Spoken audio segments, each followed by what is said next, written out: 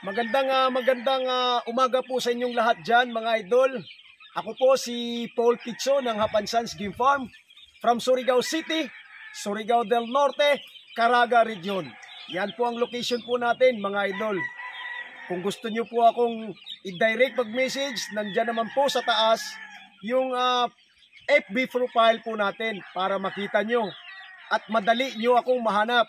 Nandyan naman po sa baba yung cellphone number natin. Okay? Kung ano ang account natin sa YouTube, Hapansans GF, yun din ang account po natin sa FB. Sa Facebook po natin, Hapansans GF, at yun din ang account po natin sa TikTok, Hapansans GF. So ngayon, nag-vlog po tayo ngayon. First time na na-vlog ko po yung late born edition. Pero sa ngayon mga idol, bago muna tayo sa topic po natin, huwag niyo munang kalimutan mag-subscribe, mag-like at mag-share sa channel po natin mga idol. So yung hindi pa po nakapag-subscribe, please naman mag-subscribe po kayo. Okay? So ngayon, first time ko po dito nag-vlog sa late born edition. Sa ngayon, kina-cut off ko muna na hindi muna tayo tumatanggap ng tawag nito, ng reservation or nagpapahulugan. Saka na po ako magpapahulugan, mag-accept ng mabandingan na po sila or tag 2 months old na po sila. Kasi konti lang po ito, 250 heads lang po ito sila, 247. Nandyan po naglalaro dyan yung numbers po nila. So kasi nasisiraan po tayo ng incubator. Kasi ito, lahat po ito ay halos pang materialis. So medyo may taas-taas na presyo. Kaya nga hindi muna ako nagpapatanggap ng reservation or nagpa-reserve talaga, kasi bibilangin ko po na yung pang material at saka yung pang crosses po natin. Yun po. Disclaimer, no animals were harmed of the making of this video po mga idol. Wala pong nasaktan. So nandito po tayo ngayon, nagpapakain, nagpapa-snack. 11 AM in the morning po mga idol. So dandahan po tayo. Yan. Ang karamihan ko dito, nabibilang ko kasi yung ang dami dito yung super gray ni UNTTB over my high caliber gray. Tinatawag ko pa rin yan na high caliber gray.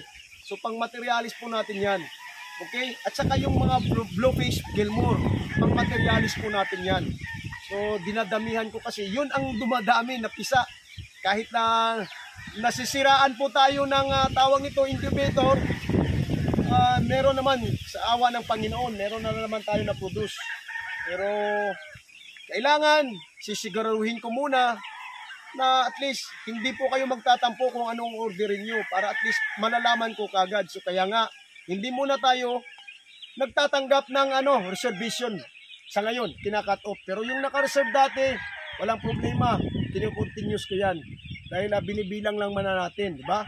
So nakikita nyo na may tayo dito. Yan.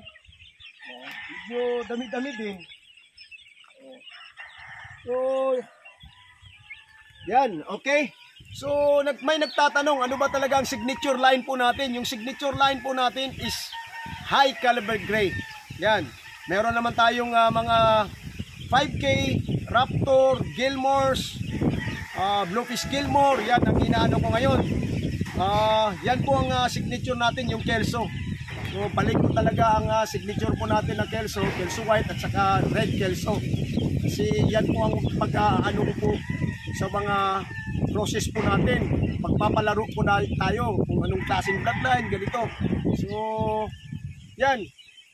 Nasagot ko na po yung tumatawag noon na ano ba talaga ho ang signature line. High caliber gray, number 1 talaga yan sa akin. Yun ang nagbigay po sa atin ng medyo may pangalan po tayo dahil sa ganyan, high caliber gray. So dito nakikita nyo na, tsaka may jugod ako. na inalalaro ko. Kaya nga, nilalock-in ko yung jugod at saka high caliber gray. Yan, nag-lock-in ako niyan. Naggawa ko ng materialis. Kasi, mainam. Okay? Disclaimer disclaimer. No animals were harmed of the making of this video. So, yung, ano talaga, yung nag-ano din sa national born, lalong-lalo na sa early bird, hintay-hintay lang muna tayo, okay? Saka yung sa national born, malaki na po sila. Sana magfa-follow po din kayo sa tawag nito sa FB page po natin, sa Facebook po natin. Doon ko palagi araw-araw na pinapakain ko sila, sumusunod sila sa mga nag-feed sa kanila. So yun. Okay? So at least nakikita nyo na mga idol, oh. Dito po tayo sa maliit lang na barn. Kahit ganyan, nabubuhay din yung mga ano natin. Alam nyo, mga idol, sobrang init ngayon. Kaya nga, nagbibigay lang ako palagi ng vitamins. Mainit man o ano, vitamins talaga ako. Para at least, maliksi, matibay yung mga manok natin. Yan. Healthy. So, nakikita nyo na, nandito na po yung mga early bird natin.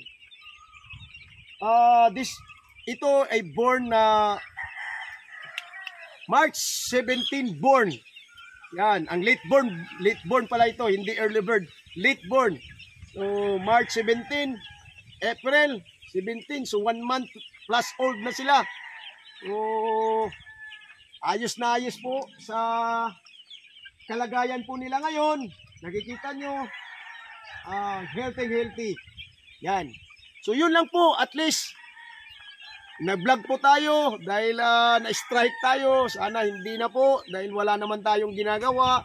Yung ano po natin, yung passion po natin.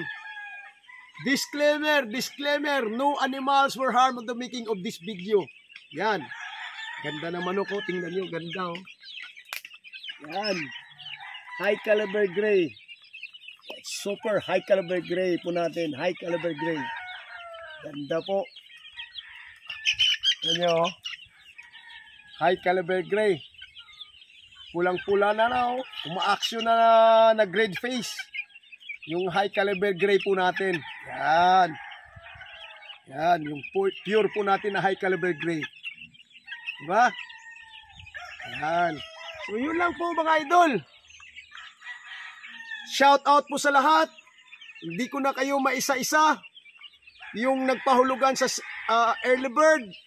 Shout out sa national born. Sa nanonood sa atin.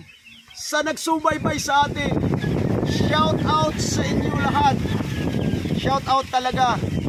Mahangin. Wala akong mic. So wag natin kalimutan mag-ingat.